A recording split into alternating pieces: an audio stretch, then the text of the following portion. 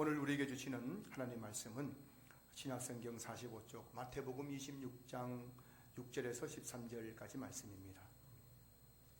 마태복음 26장 6절에서 13절까지 말씀.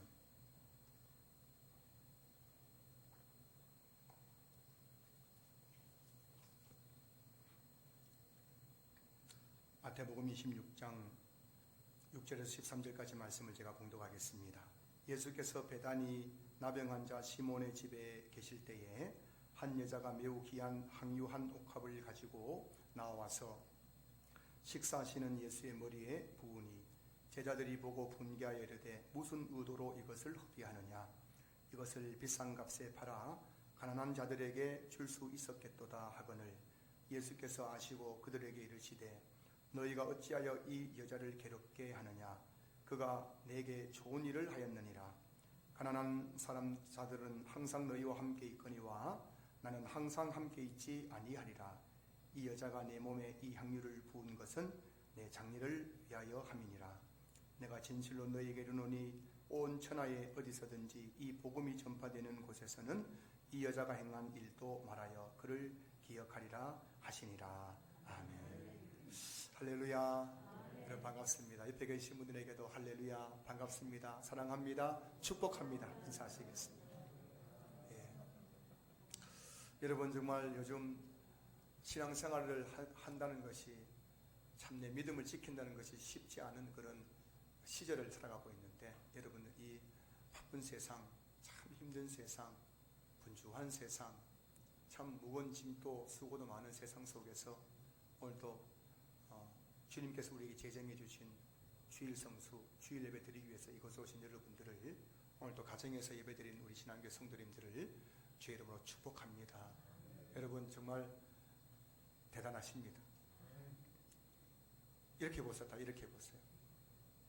옆에 계신 분에게 말씀하지 말고, 정말 대단한 거예요. 여러분 요즘 같은 세상에 여러분들이 주일 예배 드린다는 것은 정말 대단하신 거예요. 주의 이름으로 축복합니다. 사랑합니다. 오늘 하나님께 여러분들에게 은혜 주실 줄로 믿습니다. 여러분 명절에 우리 어머님들 잔치상 준비하는 게 쉬워요, 어려워요? 명절에 우리 음식 준비하고 나면 그 다음에 뭐가 옵니까? 몸살납니다.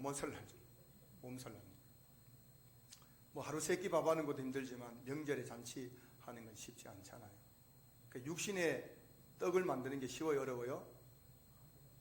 육신의 떡을 매일 만드는 게 쉬워요, 어려워요? 매일 밥하는 게 쉬운 일 아닙니다. 해도 그게 그거고 그게 그거고. 여러분 영의 밥인 말씀 준비하는 게 쉬울까 어려울까요? 어려워, 쉬워요? 여러분 저를 위해서 기도 많이 해주셔야 됩니다. 최경호 목사가 나태하지 않고 정신이 딴 데 가 있지 않고, 잠언 27장 23절 말씀처럼 내 양떼 형편을 부지런히 살피고 내 소떼에게 마음을 두고 우리 성도들에게 어떤 밥을 먹일까, 어떤 꼴을 먹일까 늘 여기에 정신이 푹 빠져있는 목사 되도록 여러분 기도 많이 해주셔야 됩니다. 저에게 있어서 파수꾼은 누굴까요? 대야 파출소 그 경찰관이 제 파수꾼이겠습니까? 아닙니다. 저에게 파수꾼 여러분들입니다. 제가 잘못되면 누구 책임이에요? 여러분 책임이에요. 제가 늘 정신 차리고 정말 주님 앞에 설 그때까지 목회 잘하도록 여러분들이 늘 깨어서 저희를 위해서 기도해 주시고, 제가 잘못할 때에는 목사님 정신 차리라고 충고도 해 주시고, 그렇게 해서 우리 교회가 늘 주일마다 좋은 꼴과 좋은 떡과 맛있는 진의 영적 산의 진미를 풍성히 먹는 그런 교회가 되었으면 좋겠습니다. 할렐루야. 오늘은 당신의 헌신은 거룩한 낭비입니다 라는 제목을 함께 말씀의 은혜를 나누려고 합니다. 2009년 파키스탄에서 있었던 일입니다. 아시아 비비라는 한 여성이 무슬림 농장 주인의 집에서 무슬림 여성들과 함께 그 농장에 일을 하다가 종교적 토론이 일어났는데, 거기서 이 아시아 비비라는 여성이 예수님은 우리의 죄를 위해 십자가에 달려 죽으셨지만 모하메드는 우리를 위해서 해준 것이 무엇이 있느냐, 이 한마디를 하는 순간 거기에 있는 무슬림 여성들에게 집단 폭행을 당하고 고발당해서 이제 교도소에 들어갔습니다. 그리고 2010년 파키스탄 법원에서 이 아시아 비비라는 여성에게 사형 선고를 내리고 그는 교도소에 수감되어서 사형될 날들을 기다리고 있었습니다. 그러던 중에 2018년 10월 31일 그 파키스탄 대법원에서 극적으로 이 여성에게 무죄 선고를 내려서 이제 풀려나게 되었다고 합니다. 그녀는 5명의 자녀를 둔 엄마였습니다. 가정이 있는 주부였습니다. 위로 시부모님이 계시고 친정 부모님이 계시고 그 어린 5 자녀가 있고 남편이 있고, 그런 이 여성이 나는 예수를 믿지 않는다는 말 한마디만 하면 석방될 수도 있었다고 합니다. 그 재판 받을 때 나는 예수 믿지 않습니다, 나는 알라를 믿습니다 한마디만 했다면 석방될 수 있었는데 불구하고 그녀는 끝까지 예수님을 부인하지 않았어요. 그 죄값으로 사형 선고를 받고 9년 동안 교도소에서 보내야 했다고 합니다. 참 어리석어 보이지 않습니까? 딱 한마디 하면 되잖아요. 요즘 교회 왔다가 코로나 확진 받으면은 집에 가서 보건소 연락 올 때 나 교회 안 갔어요, 딱 한마디 하면 되잖아요. 그럼 아무 문제 없잖아요. 나는 예수 믿지 않는다, 그 한마디만 하면 감옥에서 나와서 가족들과 행복하게 살 수 있었습니다. 그녀가 감옥 교도소에 수감되어 있을 때 주변 사람들이 찾아가서 너 하나만 생각하지 말라고, 네 자식들 생각하고 네 남편 생각하고 네 가족들 생각하라고 설득했지만은 그녀는 끝까지 예수님을 부인하지 않았다고 합니다. 그리고 사형 선고받고 9년 동안 언제 내가 사형당할지 모르는 그런 두려움 속에 있었지만 결국에는 2008년 10월 31일 무죄 선고받고 출소하게 되었던 거예요. 여러분은 이 파키스탄 여성 아시아 비비라는 여성에 대해서 어떻게 생각하십니까?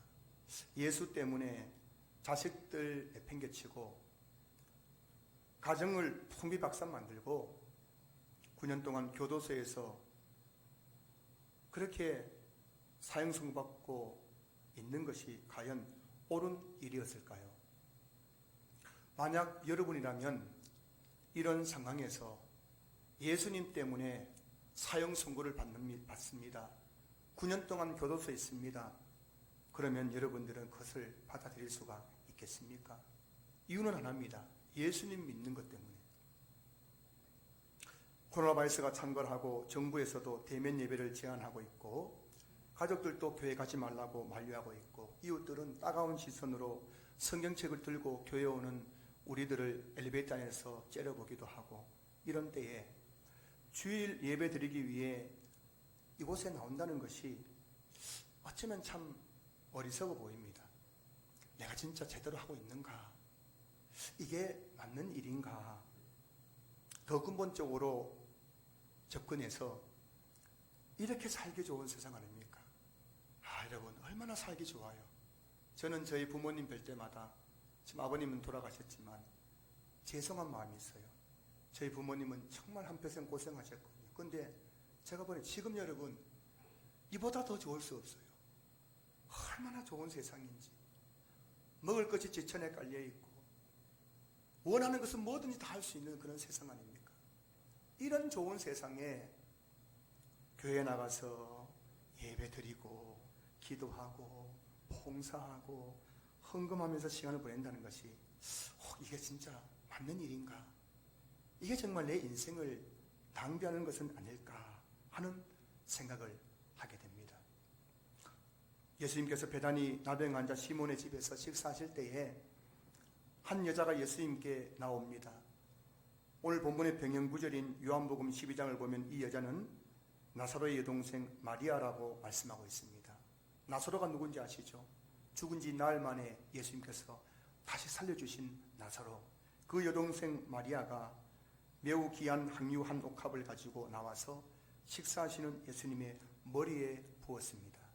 그런데 오늘 본문에 나오는 그 매우 귀한 항유 한 옥합을 가리켜서 병행구절인 마가복음 14장 13절에서는 순전한 나드 한 옥합이라고 말씀하고 있어요. 여기서 이 순전한이란 헬라의 단어의 뜻은 뭐냐면은 가짜가 아니라 진짜라는 것입니다. 지금 마리아가 예수님 머리에 부은 그 향유는 뭐라고요? 가짜가 아니라 뭐라고요? 진짜라는 거예요. 당시 진짜 향유 한 옥합은 매우 귀하고 비싸서 흔히 사용할 수 없는 아주 고가의 아주 값비싼 그런 향유였습니다. 마가복음 14장 5절에서는 이 향유의 가격이 300데나리온 이상이다라고 말씀하고 있습니다. 당시 노동자 하루의 품삯이 한 데나리온입니다. 300데나리온은 노동자의 1년치 연봉에 해당되는 큰 돈이에요. 지금 마리아는 여러분의 1년치 연봉을 예수님 머리에다 뭐라고요? 다 쏟아 부었다는 거예요. 근데 그 기름은 가짜가 아니라 순전한 향유 한 옥합, 진짜 향유라는 거예요. 진짜 향유. 무슨 말입니까? 마리아의 이 헌신은 가짜가 아니라 뭐라고요? 진짜였다는 거예요. 진짜. 흉내 낼 수 있죠? 시장 가가지고 각자 항유 한 옥합, 한 달란트, 한 데나리온 정도 되는 거 사가지고 쏟아 부을 수 있었습니다. 하지만 이 마리아는 순전한 향유 한 옥합, 진짜 향유 옥합을 예수님 머리에 쏟아 부어버린 거예요. 연봉 1년치를 쏟아 부어버린 거예요. 요즘 참 가짜가 많죠. 시장에서 물건 살 때 여러분 뭐라고 합니까? 이거 진짜입니까? 가짜 참기름, 가짜 가짜 고춧가루, 가짜 옷, 가짜 명품, 가짜가 판을 치는 세상입니다. 여러분 교회도 가짜가 많아요. 여러분 우리 주변에 가짜 교회가 많습니다. 건물은 십자가는 있지만 들어가 보면은 가짜예요, 가짜. 그래서 우리 성도님들이 진짜 교회를 찾아 헤매고 있는 모습을 많이 보게 되잖아요. 우리 신앙교회가 가짜가 아니라 진짜 교회 될 수 있기를 여러분 기도해 주십시오. 교회 안에 들어가 봐도 가짜가 너무 많아요. 가짜 목사가 얼마나 많습니까? 진짜와 가짜의 구분이 뭐냐면은 잠언 27장 23절 말씀이에요. 내 양떼 형편을 부지런히 살피고 내 소떼에게 마음을 두느냐, 그게 진짜 목사고, 그거 아니고 다른 꿍꿍이 있는 목사는 가짜예요, 가짜. 여러분들을 최경훈 목사가 진짜 목사 되도록 기도해 주시기 바랍니다. 교회 안에는 가짜 성도도 많아요. 여러분 보니까 모양은 다 진짜 같은, 여러분 안 예수가 없으면 여러분들은 가짜예요, 가짜. 여러분 안 예수님이 계십니까? 예수님이 없으면 여러분은 가짜예요, 가짜 성도예요. 교회는 가짜 직분도 많지요. 직분은 받았지만 직분 감당하지 못하면 그거 가짜예요, 가짜. 가짜 헌신도 많지요, 교회 안에요. 헌신하는데 뒤에서 말이 많아요. 그거 가짜입니다, 가짜. 가짜 헌금도 많지요. 헌금은 하는데 가짜예요. 떼먹을 거 다 떼먹어버리고 하는 거. 가짜거든요. 그 교회에는 가짜가 너무 많아요. 목사님들 만나보면 성도들 때문에 실망할 때가 있다고 합니다. 가짜 성도에 대해서 실망할 일이 뭐 있겠어요? 저 사람은 처음부터 가짜였는데요. 그런 사람에게 실망할 게 없어요. 야, 저거는 진짜구나 싶어서 가까이서 봤더니만 결국에는 가짜라는 것을 알고 실망할 때가 있다는 거예요. 사랑하는 성도 여러분, 여러분 한번 신앙생활 하더라도 가짜 되지 마시고 진짜 되시기 바랍니다. 짝퉁 되지 마시고 명품 되시기 바랍니다. 가짜 옷 걸쳐 입고 폼 잡지 마시고 진짜 그리스도의 옷을 입고 여러분들이 진짜 주님을 섬기는 그런 주님의 제자들이 되시기를 여러분을 축복합니다. 마리아가 예수님께 향유컵을 깨뜨릴 때 이 모습을 옆에서 지켜보던 제자들이 어떻게 반응합니까? 8절 보십시오. 제자들이 보고 분개하여 무슨 의도로 이것을 허비하느냐. 여러분, 마리아에게 지금 부흥기한 사람들은 누굽니까?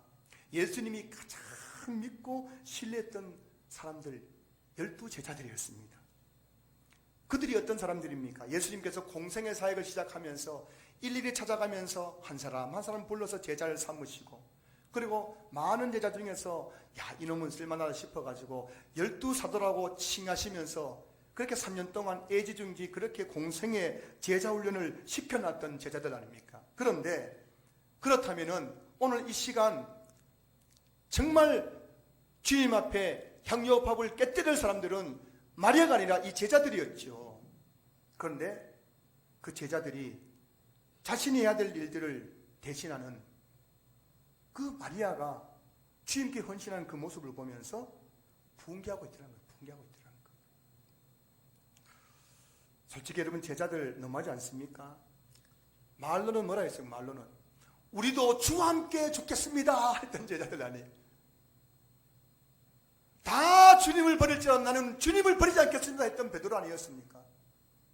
그렇게 호언장담해 놓고서는 결정적인 순간에 가룟 유다는 은산신령에 예수님을 팔아먹었지.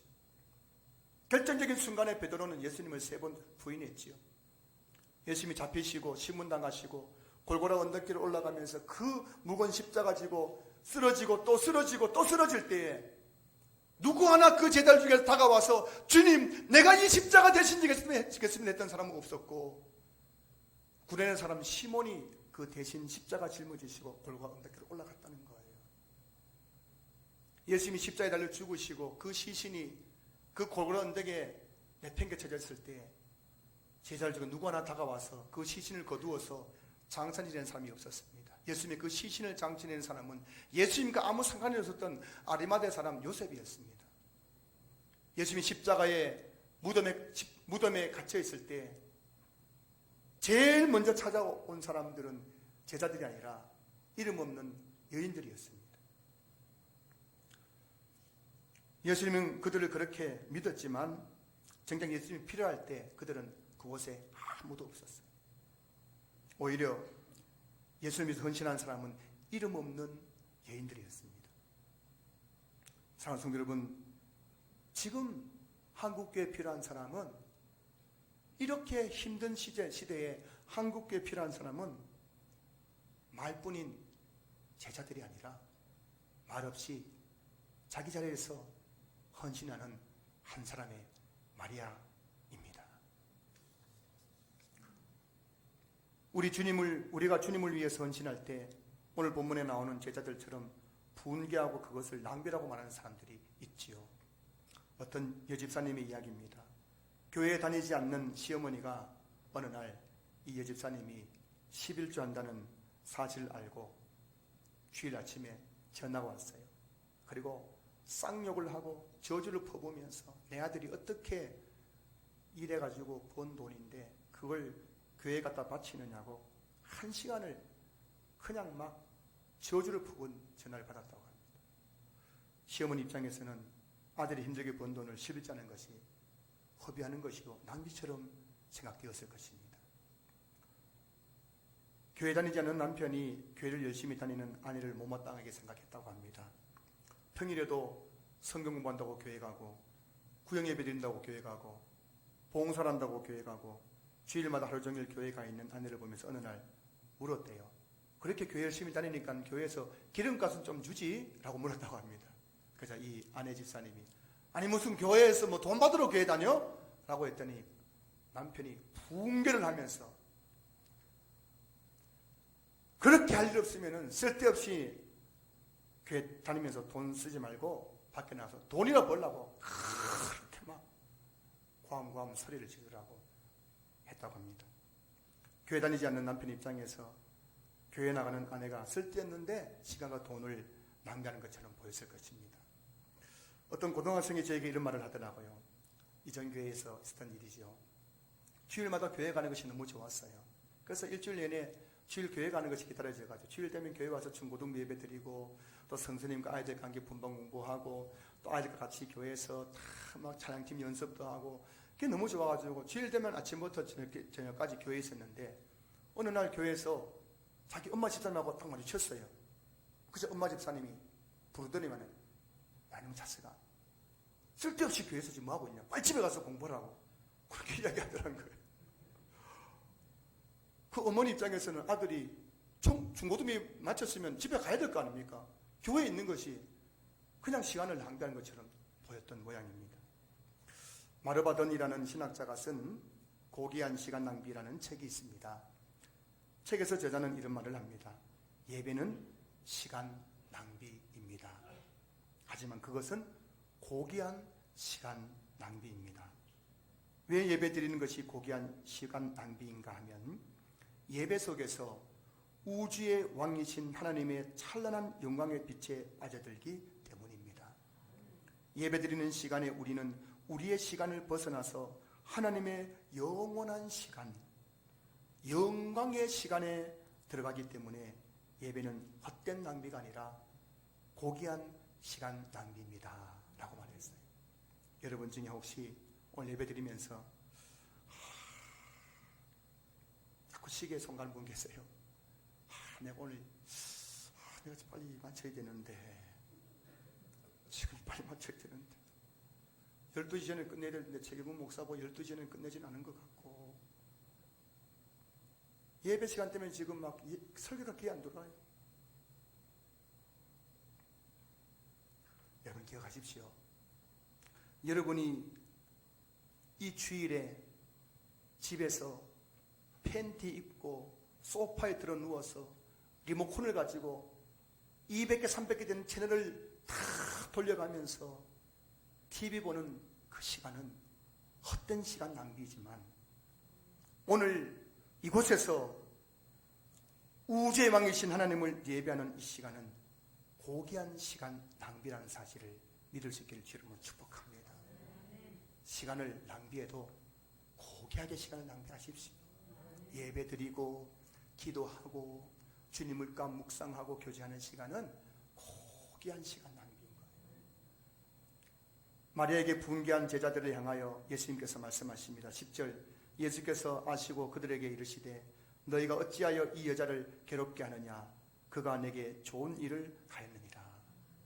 여러분 본문의 상황을 보세요. 제자들은 지금 분이 나가지고 막 머리 끝까지 핏대가 올라가지고 분이 나가지고 왜 이것을 허비하느냐고, 이 비싼 것을 허비하느냐고 막 그렇게 막 야단을 치잖아요. 그런데 예수님께서는 얘들아 아니야, 그게 아니야, 그게 무슨 분개할 일이냐고, 그게 무슨 화낼 일이냐고, 왜 이 여자를 그렇게 힘들게 하느냐고, 괴롭게 하느냐고, 지금 마리아는 내게 좋은 일을 한 거야 라고 말씀하셨습니다. 여러분 왜 예수님께서는 그 마리아의 행동이 좋은 일이라고 말씀하셨을까요? 예수님에게 비싼 향유를 선물했기 때문입니까? 예수님 몸에서 향유 냄새가 가득하기 때문에 좋은 일이라고 말씀하신 겁니까? 12절 말씀 보세요. 이 여자가 내 몸에 이 향유를 부은 것은 내 장례를 위하여 함이니라. 마리아가 예수님 머리에 향유를 부은 것은 본인이 어떤 의도로 했는지는 모르겠지만 그것은 주님을 향한 거룩한 헌신이었습니다. 그런데 그것이 예수님에게 뭐라고 말씀하신다고요? 그것은 예수님의 장례를 준비하는 거룩한 일이었다는 것이에요. 당시 이스라엘에서는 죽은 사람의 몸에 향유를 붓는 습관이 풍습이 있었습니다. 지금 마리아는 뭐냐면은 예수님의 지금 장례식을 준비했다는 거예요. 마리아가 의도한 것은 아니었습니다. 마리아는 그냥 내가 정말 내 죽은 오빠를 살려주신 그 예수님이 너무 고맙고 감사해서 예수님 머리에 향유값을 부어드렸는데 그것이 예수님의 장례식을 준비한 일이었습니다. 여러분들이 무심코 하는 그 귀한 성기가 헌신은 때로는 하나님의 나라에 놀라운 영광스러운 일이 될 수 있다는 사실을 기억하시기 바랍니다. 나는 무심코 교회에 와서 화장실 청소했는데, 나는 무심코 와서 교회에서 작은 예물 드렸는데 그 작은 헌신과 섬김이 주님 앞에서는 엄청나게 큰 한 나라의 일이 될 수 있다는 것을 여러분 꼭 기억하십시오. 오늘 본문 사건 얼마 후에 예수님은 붙잡혀서 십자가에 달려 죽으셨습니다. 여러분 왜 예수님께서 십자가에 달려 죽으셨습니까? 지금 나병 환자 시몬의 집에 있는 마리아와 제자들을 죄에서 구원해 주시기 위해서였습니다. 예수님은 그들을 죄에서 구원하시기 위해서 자기 몸을 십자가에 대신 내어주신 것입니다. 지금 마리아는 그 예수님의 장례식을 미리 준비한 거였어요. 만약 누군가 여러분의 목숨을 구해준 사람이 있다면, 물에 빠져 죽어가는 나에게 헤엄쳐 와서 나를 구해준 사람이 있다면, 만약 내 몸이 병들어서 죽어가고 있는데 누군가 나에게 장기 기증을 해주어서 내 몸을 살려준 사람이 있다면 그에게 내 재산의 절반이라도 준들 그게 아깝겠습니까? 낭비겠습니까? 허비겠습니까? 나를 구원하시기 위해 내 대신 십자가에 달려 죽으신 예수님을 위해서 9년 동안 교도소에서 보낸 아시아 비비는 인생을 낭비한 것일까요? 나를 위해서 자신의 생명을 내어주실 그 예수님의 장례식을 준비하기 위해서 향료값을 깨뜨린 마리아의 이 행동은 과연 허비이고 낭비이겠습니까? 주님은 말씀합니다. 내게 좋은 일을 하였느니라. 좋은 일이라는 거예요. 귀한 일입니다. 칭찬받을 일입니다. 저와 여러분들이 예수님을 위해서 무엇을 한들, 내 시간을 드리고 내 물질을 드리고 남다른 봉사를 하고, 심지어 아시아 비비처럼 예수 믿는 것 때문에 감옥에 9년 동안 썩는 일이 있다 할지라도, 여러분 그게 나를 위하여 십자가에 달려 죽으신 예수님의 은혜에 비할 바가 되겠습니까? 주님 아니었으면 저와 여러분들 하나하나 지긋지긋한 인생, 비참한 인생, 맨날 그냥 집안에서 부부끼리 싸우고 돈 타령하고 원망하고 불평하고 저주하고 불행하고 울고 우울하고 절망하고 두려워하고 염려하고 그렇게 한평생 살다가 죽은 눈 떠보니 저 지옥불에 던져질 수밖에 없는 가련한 인생들 아니었습니까? 그런 우리를 위해, 그런 우리를 살리려고 내 대신 십자가에 달려 죽으신 주님을 위해 내가 무엇을 한들 그게 여러분 낭비겠어요? 그게 무슨 허비겠습니까? 만약 우리 중에 누군가 교회에 나오는 시간이 아깝게 여겨지고, 주님 위해서 드리는 그 예물이 아깝게 여겨지고, 내가 교회에 나와서 봉사하는 그 시간이 헛된 것처럼 여겨지는 분이 계시다면 그 사람은 십자가를 모르는 사람이에요. 십자가를 경험하지 못한 사람입니다. 십자가를 깨닫지 못한 사람이에요. 저번에 십자가를 깨닫고 나면은 이 마리아처럼 내게 있는 순전한 향료값을 깨뜨려 주께 부어드리는 거룩한 헌신의 삶이 될 수 있는 것이죠. 우리가 선행으로 구원받을 수 있습니까? 우리가 돈으로 구원받을 수 있습니까? 우리가 예배드리고 기도하는 시간으로 구원을 대신할 수 있겠습니까? 구원은 오직 예수님의 십자가의 희생을 통해서만 얻을 수 있었으니 그 주님을 위해서 내가 헌신한들 그것을 보면서 누가 낭비라고 허비라고 말할 수가 있단 말입니까? 마태복음 6장 19절부터 20절까지 말씀 보시면은 너희를 위하여 보물을 땅에 쌓아두지 말라. 거기는 좀과 동록이 해하며 도둑이 구멍을 뚫고 도둑질하느니라. 오직 너희를 위하여 보물을 하늘에 쌓아두라.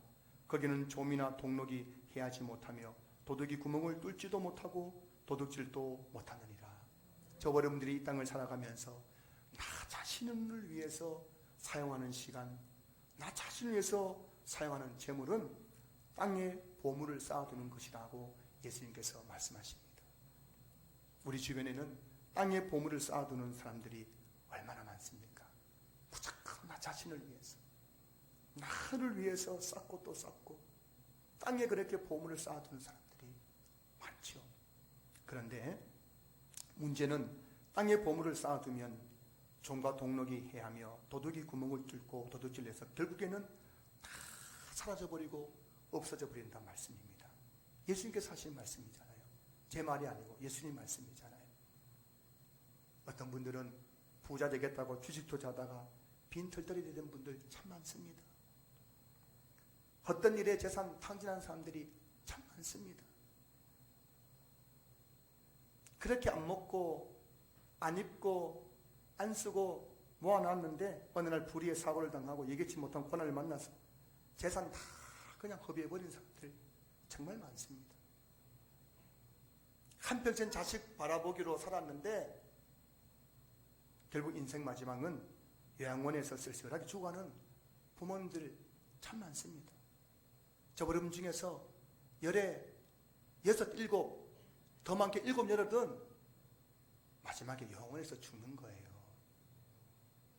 그게 우리나라의 현실입니다. 저는 저희 어머니가 요양원에 갈 거는 꿈에도 생각하지 못했어요. 오늘 저희 어머니가 요양원에 가 계신 거예요. 저희 어머니 계신 요양원의 시설장님이 제게 이런 말씀했어요. 목사님, 여기 계시는 이 많은 어르신들 중에서 단 한 사람도 내 자식이 나를 요양원에 보낼 것이라고 생각한 사람은 아무도 없습니다. 요양원에서 그 부모님들이 어떻게 네가 감히 나를 이곳에 보내느냐고 하나같이 말한다는 거. 내가 그렇게 쌓아놓은 것들 요양원에서 그것을 바라볼 때 그건 아무 의미가 없는 거예요. 예수님 말씀 맞지 않습니까? 보물을 땅에 쌓아두지 말라. 내게 있는 것을 나를 위해 사용하는 것은 결국에는 다 잃어버린 거예요. 조미 먹고 도둑이 구멍 뚫고 더 가지고 가고 다 사라져버리는 거예요.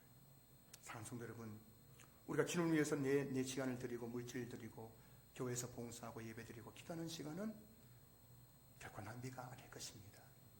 왜냐하면 그것은 나를 위하여 십자가에 달려 죽으신 주님께 드리는 것이기 때문입니다. 주님을 위해서 드리는 것은 잃어버리지 않습니다. 썩지 않습니다. 도둑맞지 않습니다. 종과 동록이 해하지 못합니다. 왜냐하면 하늘에 쌓아두었기 때문인 거예요. 하늘에 쌓아두었는데 도둑이 그것을 빼앗아갈 수 있습니까? 훔쳐갈 수 있습니까? 종과 동록이 가서 그것을 갉아먹을 수 있습니까? 없단 말씀이죠. 어제 토요일에도 몇몇 성도님들이 교회에 오셔서 청소하는 모습을 봤어요. 이 무더운 여름철에 땀을 뻘뻘 흘리면서 교회 이곳저곳 청소하고 주님 위해서 수고하는 것은 결코 내 에너지를, 내 시간을 허비하는 것이 아닐 것입니다. 주님께 드린 고귀한 헌신이기 때문입니다. 어제도 제가 어떤 분이 교회에 오셔서 참 목사가 보기에도 죄송할 만큼 교회를 여기저기를 청소하는 모습을 봤어요. 제 마음이 부담이 되었어요. 나중에 제가 전화를 드렸습니다. 성도님, 오늘 교회에서 봉사하신 거 너무 귀하신데 내 마음이 자꾸 부담이 됩니다. 혹여나 우리 성도님이 지금은 참 너무 예수 믿는 게 좋아서 그래 섬기시지만은 시간이 가면서 혹시 성도의 마음속에 나는 이렇게 열심히 했는데 목사는 뭐하고 있지? 나는 이렇게 열심히 했는데 사모는 뭐하고 있지? 나는 이렇게 열심히 하는데 권사들은 뭐하고 있으며 구역장은 뭐하고 있지? 이런 마음 드시면은 성도님의 그 헌신은 아무것도 아닐 것입니다. 제발 시험 들지 않을 만큼만 봉사하십시오 라고 제가 정중하게 건면을 드렸어요. 여러분의 헌신이 진짜이냐 가짜인을 알 수 있는 기준은 그 일을 하면서 마음에 불평이 있고 원망이 있으면 그건 가짜입니다. 그 가짜 헌신은 주님께 받지 않는 거예요. 여러분의 그 귀한 헌신이 진짜가 될 수 있기를 여러분 축복합니다. 십자가의 그 은혜에 감격해가지고 나 같은 걸 어떻게 이렇게 교회에 나와서 예수 믿게 했는지, 나 같은 걸 어떻게 이렇게 천국 가게 해주시는지 그에 감사해서 주께 드리는 그 헌신이 진짜인 거예요. 진짜. 오늘 보면 13절에 보시면은 내가 진실로 너희에게 이르노니 온 천하에 어디서든지 이 복음이 전파되는 곳에서는 이 여자가 행한 일도 말하여 그를 기억하리라. 사랑하는 성도 여러분, 여러분의 그 귀한 헌신이 우리 신한교회 역사 가운데 아름다운 이름으로 남을 수 있기를 주 이름으로 축복합니다. 지난주 금요일부터 다시 금요 기도를 시작했습니다. 여러분들이 늦은 밤에 교회에 나와서 정말 함께 기도하는 시간은 절대 낭비가 아닐 것입니다. 왜냐하면 우리 주님은 여러분의 작은 신음에도, 여러분의 그 마음의 묵성에도 반드시 응답해 주실 것이기 때문입니다. 피곤한 몸을 이끌고 주일 교회에 나와서 예배드리는 이 시간은 절대 낭비가 아닐 것입니다. 왜냐하면 하나님께서 여러분의 예배를 기뻐 받으시기 때문입니다. 여러분이 주님께 드리는 헌금, 그리고 교회에서 하는 헌신, 그것은 절대 낭비가 아닐 것입니다. 그것은 나를 위해 자기 몸을 버리신 예수님께 드리는 가장 고귀한 헌신이기 때문이지요. 그것은 썩지 않습니다. 그것은 잃어버리지 않습니다. 그것은 도둑맞지 않습니다. 하늘에 쌓아두었기 때문입니다. 사랑하는 여러분, 오늘 설교 제목은 당신의 헌신은 거룩한 낭비입니다. 우리 한번 따라해 보세요. 당신의 헌신은 거룩한 낭비입니다. 나의 헌신은 거룩한 낭비입니다. 낭비인 것 같은데, 내가 이렇게 하는 것이 낭비인 것 같은데 알고 보면은 낭비가 아니에요. 내가 이렇게 헌신하면은 손해보는 것 같은데 그게 손해가 아니란 말씀이죠. 왜냐하면은 주님을 위한 헌신이었기 때문입니다. 그러므로 말미암아 그것은 하늘에 쌓여져 있기 때문인 것입니다. 코로나 바이러스가 장기화되면서 많은 교회들이 어려움을 겪고 있습니다. 우리 주변에도 이미 문을 닫은 교회들이 많이 있습니다. 저희 주변에도 상가교회를 하는 개척교회 목사님들이 많이 계세요. 저는 그분들과 자주 어울립니다. 그 목사님들이 만나면 자주 하시는 말씀이 있어요. 교회가 이렇게 어려울 때 말만 하는 12제자가 아니라, 말만 하는 12제자가 아니라 교회를 위해서 말없이 자리 지키고 헌신하는 참 마리아 같은 한 사람이 있었으면 좋겠습니다 라고 모두들 이야기하더라고. 지금도 교회 말이 얼마나 많아요. 코로나 바이러스 때문에 이렇게 어려운데도 교회 가면 말이 많아요. 말이 많아요. 어느 교회도 말이 얼마나 많아요. 말로 할 것 같으면 벌써 뭐 천리장성, 만리장 다 쌓았게.